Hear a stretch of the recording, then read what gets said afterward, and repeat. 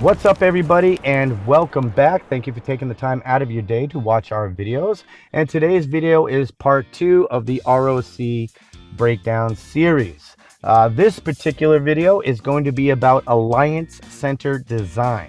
Now, everybody has their own way of setting up their Alliance Centers and designs. I am not saying that ours is the best by any means. I can honestly say, though, that I cannot recall a time that we ever lost Alliance Center number 1. Maybe we lost Alliance Center number 2 somewhere. I don't remember us losing Alliance Center number 1. If we did, it had to have been just once, and I just can't remember it. So it doesn't happen hardly ever. So I can vouch that we may not have the best design, but we definitely have a design that works. So basically the way this design works is you put your Alliance Center in the middle. If you're in Season 1 or 2, or you're a low-level Alliance, you may not have your garrison bases yet. So you'll just have to pardon that structure there and just focus on the basic goal of this design. So basically you put your Alliance Center, number 1, in a corner. That way the enemy can't advance from this side, or this side, and can only advance from this side, or this side. So it divides the opportunities for enemy advancement in half. The corners are by far the best spot, especially if you, and let's zoom out, check this out, we have another friendly alliance. We're all friendly in this state, but we have AXK built their Alliance Center compound just east of ours. And if you go north, we have RU2 has built their Alliance Center number 1 just north of ours. Okay, so that's how that's set up. And then just to the right of these guys should be another alliance. There you go, right there. MYM is right there, and there should be another alliance right here. Here we go. This is Rio. So basically, if we go on this map right here, we have our Alliance Center number 1 right here.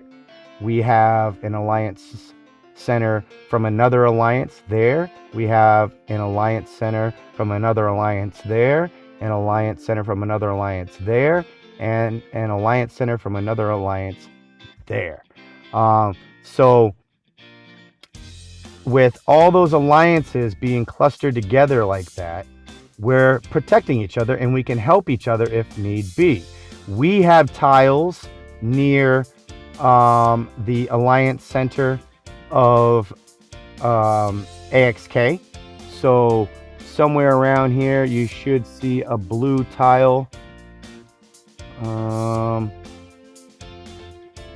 Let's see here. There we go. We got a blue tile right there. And I believe in the south there's another one right there. And let's see, there should be one more on the east side somewhere. If not, that's fine. The point is that we have a couple tiles near their alliance. They have a couple tiles near our alliance. And all these alliance centers, we have tiles near each other. So that way, if we are faced with an enemy, we can come to each other's assistance. Also, by having all these Alliance Center number 1s of the major alliances in our state grouped together here, it creates a defense. It means that the enemy, whichever one is going to be trying to attack, will have to place their rally points farther away, which means they have a lot farther to go. And if I show you here, let's go to Alliance Center number 1. You'll notice that you don't have to take every single tile. You can take every other tile, and I recommend that if your alliance has a farm alliance, basically a separate alliance that's full of farm castles that you harvest off of, have those alliance castles take these tiles. That's why they're all white and not blue, because it's our farm alliances that have taken these tiles. Because your main alliance is going to need to have room for war to be able to take as many tiles as possible. And if your main alliance members are using up all their tile spots to create a barricade, see all these white tiles? No enemy can land there. They need to find a 2x2 clear spot in order to put a castle, or a 3x3 spot in order to put a rally point. And look, if I keep scrolling, I'm scrolling. So far, I don't see any 2x2 or 3x3 anywhere. And we even have another set of a farm alliance buildings here. What do we have here? RU2 Alliance Center number 1. Right there. Look at this. Look how far the enemy will have to be in order to reach us. Look at that. No 2x2, no 3x3 until you get to here. Look where this is. Look how far the enemy is going to have to be in order to attack us from this direction. Second, the thing is you want to have a gap between your alliance honor structures. So notice how we have first we have a gap next to the alliance center. So there's a gap here, gap here, gap here. And that's so that the large castles, the heavy hitters, if the enemy is able to reach our alliance center, our heavy hitters, our big boys, can teleport to the alliance center and be right smack dab in the middle of it to be able to defend and take tiles to block the advancement of the enemy.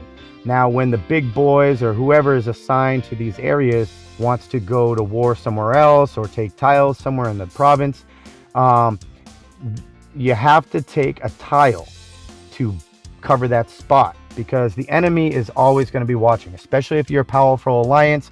Other powerful alliances in enemy states are going to be watching, and the second they see a weakness and an opportunity to teleport and be in your alliance center, they're going to do it. So if you move your castle and you're assigned to be in an area near the alliance center middle, if you leave, take a tile like these guys have to block and prevent an enemy from being able to teleport. Or you can use farm castles such as this one to teleport and take your spot. If you take a tile, it will take a half hour for it to abandon. So if the enemy comes and you abandon that tile, you're gonna have to wait a half hour before you're able to bring your castle there. If you use a farm replacement, you can log into your farm castle, or whoever has that farm can log into that account, teleport away, and you instantly teleport to this location to take its place. But basically, there's the alliance center in the middle, and then there's a gap to fit the large castles and the heavy hitters just around the rim of it. Then we have our Guardian Fortress, which is a stronger building. Your Guardian Fortress and your Assault Fortresses are stronger, so to speak, in a way than your garrison bases and your frontline workshops. It takes more hits to destroy them. So you'll notice too that we have a gap in between each row. And the reason for that is, you might be thinking, yeah, but blank tiles are easier to take than an honor structure. Even regular tiles that are already occupied are easier to take than an honor structure. Yeah, but here's the thing. Let's say the enemy gets to this location right here. Let's say the enemy is attacking and you've got, 20, 30 castles sending troops, vroom, from a great distance away, mind you. But let's say you have all these troops coming to this one building. If we take, and let me use green to show this, if we take this tile, once that tile is occupied, there's a protection phase. For several minutes, the enemy is not going to be able to attack that castle. So if we take these, let's say 4 tiles, the enemy is stopped right here. They cannot advance forward for several minutes, which will give us time to take back tiles that they came from so that they lose that spot. And the longer you can hold the enemy off from advancing, the sooner you are able to take back all tiles that they took. And in the end, they were pushed back. And they have to start all over again way up there. If you have nothing but honor structures touching each other, so let's say there was no gap. Let's say there was no gap here, no gap there, no gap there, and it was just honor building, touching honor building, touching honor building, right? What's going to happen is they're attacking that. The only thing you can do is to garrison and send troops to fortify that building. But they can still attack it. So the best way to defend against their advancement is to have a gap in between your honor structures. And if on the chance that they are able to advance forward, you can take the tiles in front of them and they are forced to wait. They cannot move forward because they have to wait until the protection state of those tiles has gone, and then they can attack that. But by the time these tiles have run out of their protection state, the enemy's tiles have already lost their protection state, and all the big boys that are parked up over here are able to send all their troops, boom, boom, boom, and take back all those tiles. And so that's the reason why there's a gap in between each row. Now, also what you want to do, as you can see here, is have a spot around each corner, or as many corners as possible. So for instance here, this tile is taken to hold the spot so the enemy can't go there. But once that's abandoned, another big hitter can be here. A big hitter can be here. A big hitter can be in these corners. A big hitter can be there. A big hitter can be here. So there's two big hitters that can be in all the corners. A big hitter, not in that one, but right here and right here. So each corner can hold two big hitters, plus the alliance center itself can be rimmed by big hitters. So that way, if the enemy does get to us, man, we can defend like crazy. And with so many spots available for heavy hitters to take, for instance, this isn't a heavy hitter, that's a placeholder. But let's say that was a level 25 with T9. If you have 7, 8, 9, maybe even 10 heavy hitters right here in the vicinity of the Alliance Center, but yet the enemy, they could have 15, 20, 30 level 25s, but they're way out there. It's going to take several minutes unless they're using march speed ups and things like that. It's going to take them several minutes to get here.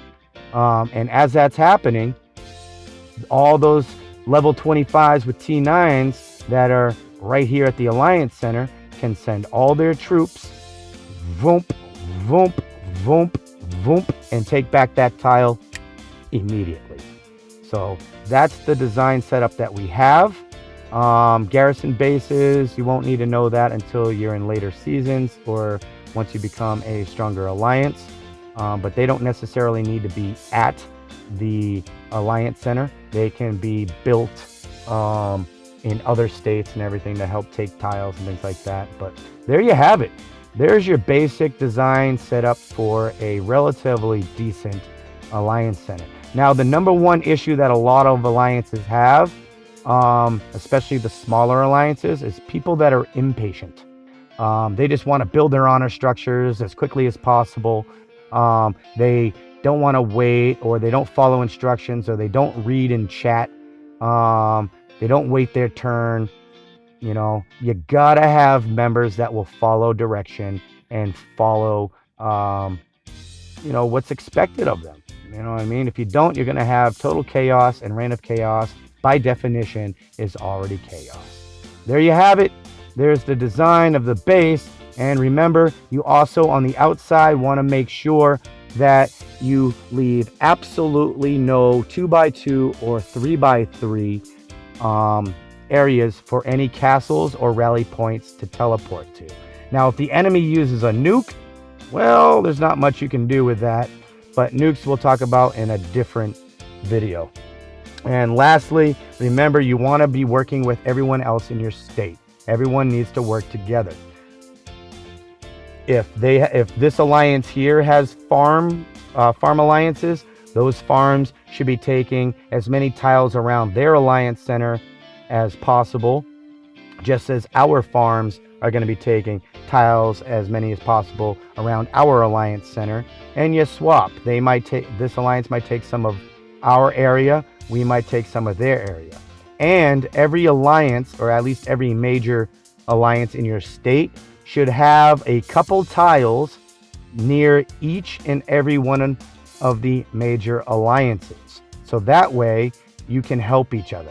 If AXK here has a couple tiles near our alliance center, they can come and help out. If we have tiles over near RU2, then we can help out RU2 and vice versa. There you have it. If you have any questions, you can just send your question to guardiansof97@gmail.com, or you can leave your question in the comment section below. That'll be the video for today. If you like what you see, like, share, subscribe, smash that notification bell, and you can send a request too. You can put a request in the comment section below to request see a video in regards to war tactics, tutorials, or anything else that you might want to see in regards to this game. Or you can send your request to guardiansof97@gmail.com. That's it for today. Have a good one. Bye.